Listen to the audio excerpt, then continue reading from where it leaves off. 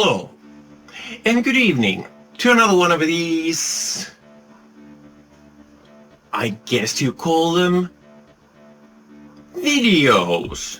Now, it seems that a lot of people these days do not like desktop computers. They like laptop computers. But, I guess I can see it's a bit smaller. It has all the extras attached, like a screen and keyboard and a pointing device. What you cannot do with these is much of hardware, anything. Okay, this is one of these ThinkPad devices, which means that it's more user customizable than your average laptop.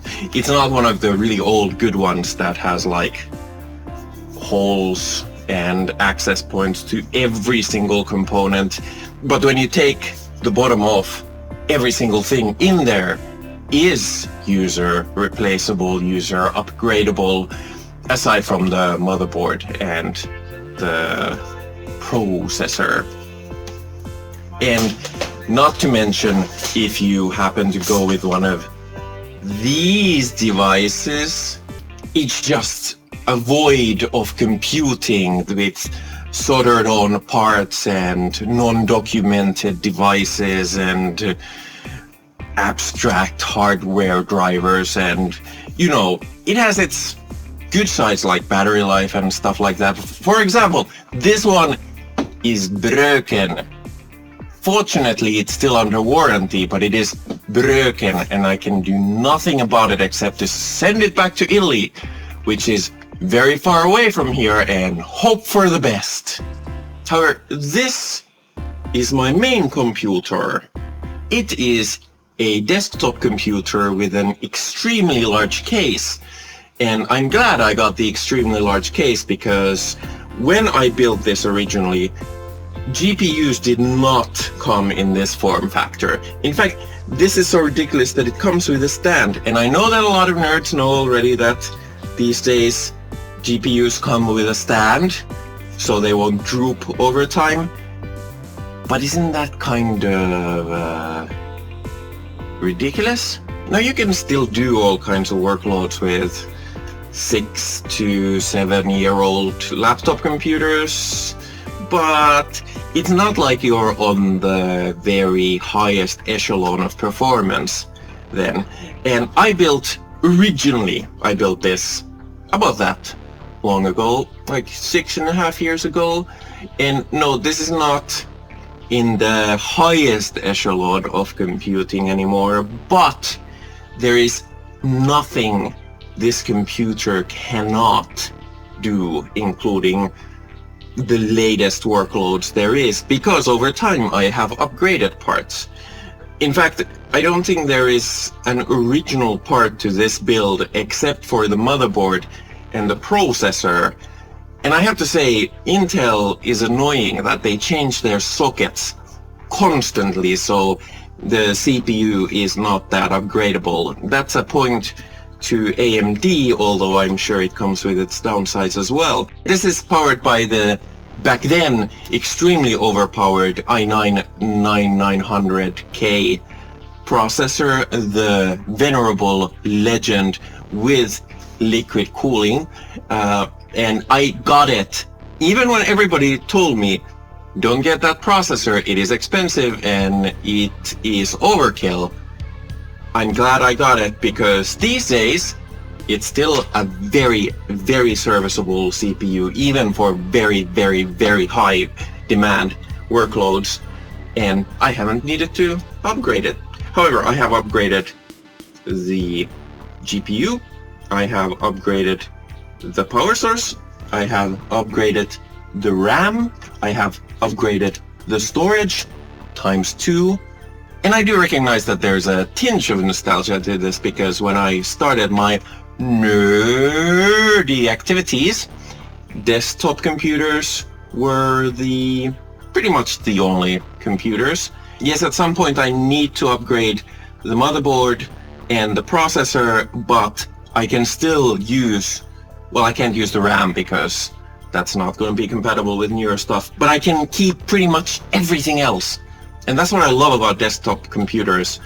I tend to be quite poor, not like in global sense, but in this industrialized context sense that I cannot buy new computers all the time. I can barely upgrade my computer like every few years or so, but I can do things that will keep it going. I can upgrade the GPU, and yes, this was a more expensive upgrade than your usual upgrade. Originally I built this with mainly computer store outlet parts, so it was like half the cost of what it would have been. However, I'm not here just to gush about the benefits of desktop computing, which are multiple. For example, it comes with a plethora of ports. There's a lot of room to put things in. I just don't understand what this obsession about cable management is. Yeah, the wires are a mess. It's a computer. Computers need wires, okay? However, the point of this video is not just to rant and gush. This video is essentially me kind of going through the system, not for your benefit, but for my benefit, because sometimes with a build that's essentially parts just thrown in there as soon as I've got them, sometimes I want to go through them and like check, is everything that's in here really needed? What do I need it for? And how do I keep it clean?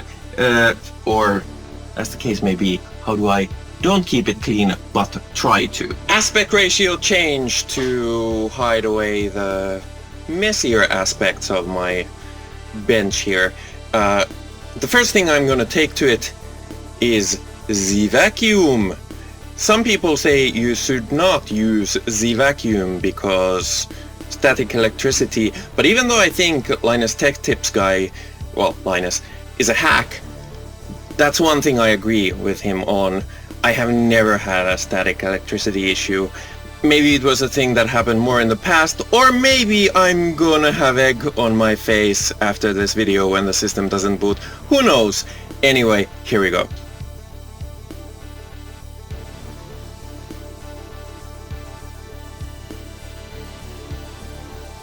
The second thing I'm gonna do is go through some parts and decide if I'm gonna keep them or not. Starting with this bugger here, which I'm definitely going to keep. This is a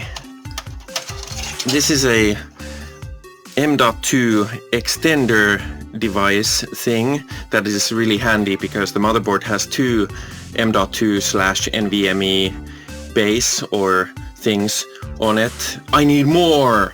And well, currently it's just housing this one SSD drive that I got actually for the RISC-V thing. Check the video. But it didn't accept SATA M.2 drives, so I had to switch them around. So my plan is to put another NVMe here. And also because it's a SATA drive, it needs the SATA wire to attach to this. So it's not really currently using a lot of these, except for the power, I guess. And below that is the Sound Blaster card. Yes, a blast from the past. I got this way back when I got some play around money and it wasn't expensive. I wanted to try if it's still worth it getting an actual special sound card as opposed to the built-in one. Turns out, no. No, you really don't. I generally have found that the performance of this is less than what the integrated sound chip has. And also, the problem with stuff like FreeBSD and Haiku and stuff like that is that they don't come with drivers to this kind of crap. So yeah, I'm gonna get rid of this. The main reason why it was still in the computer was to hold up the NVMe and the SSD drives here, because for some forsaken reason, N.2 screws are like the most rare, amazingly hard to find resource in this planet. Like, they are more valuable than gold for nerds, because for some reason when you buy one of these drives that require it, they don't come with one. So, thanks to AliExpress, I got 70 M.2 screws. So maybe I'll be set for like 2 weeks with these. No, I'm sure I'll be fine with them for a very long time, but now I can make all my nerdy friends happy when they need an M.2 screw, because I couldn't even find a local store that sold them. So that's why I had to use a sound card to keep the M.2 drives and the NVMe drive not flopping too much, so that they actually made contact and I could use them in the system. So that's gonna change now. It's mounted! Wow! So that is now one component eliminated. There is a hole there now. I should have more of those covers.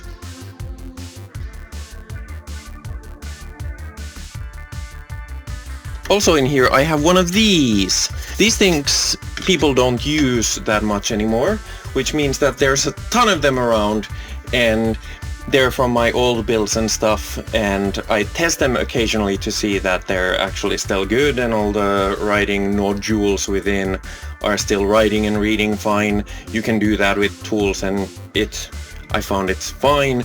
Like, I don't use this for my main operating systems or anything, but this is actually, instead of doing VM when I want to try out new operating systems or do something kooky with the ones that I have just as a test bed, this is the drive I actually install at first, because like, it's a small drive, it doesn't have anything very interesting going on, but instead of a VM I run everything on bare metal, because why not? It's just gonna take one SATA slot and it can flop around. Maybe this is the new floppy disk. Ho ho ho!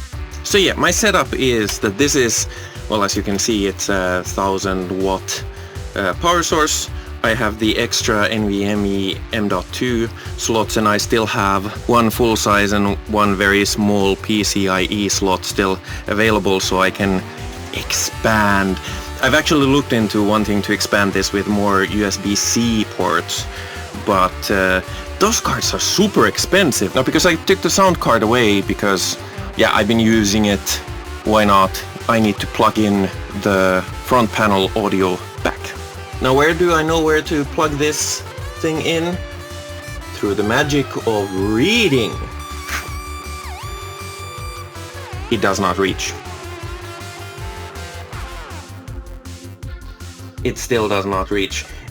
Now, this GPU is a big problem when it comes to cable management. That's also another reason why I've stopped even trying. Okay, so not even it being a desktop makes everything perfect, because I actually had to take off the power source so I could jiggle the cord around the back and all that. And now it fits again.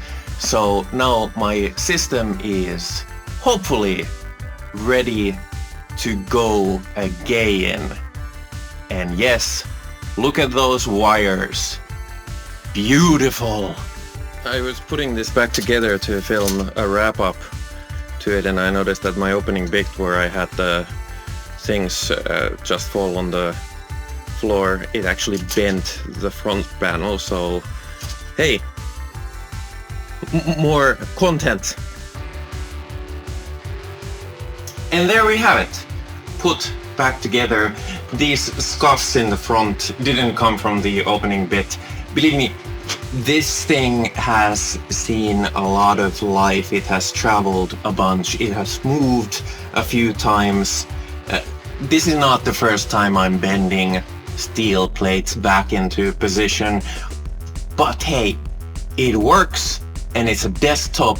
It doesn't care. You can't say that about a laptop. Of course, it's not quite as mobile. This thing weighs like a mother friend. And yeah, I know this is not all that involved a video. I'm trying to balance things out with these kinds of off-the-cuff, simple videos with more scripted and more labor-intensive ones. But yeah, my point being that even though this wasn't like a big upgrade or something, like doing this kind of small maintenance to your desktop, you can keep adding stuff, you can take stuff out if you don't really need it anymore, you can keep it going, you can keep it fresh, and you can customize it with little tweaks to what you're doing at the moment. And that is the benefit to a desktop that I think a lot of people these days don't really think about, because it's all about laptops. I like see people when they say they're buying a computer, they don't even consider a desktop, even when they're never gonna move the laptop from place and takes about the same amount of space in the end of the day than a desktop would, and then they have to replace it every 3, 4, 5 years. So yeah, give your desktops some love, keep them running, keep them nice,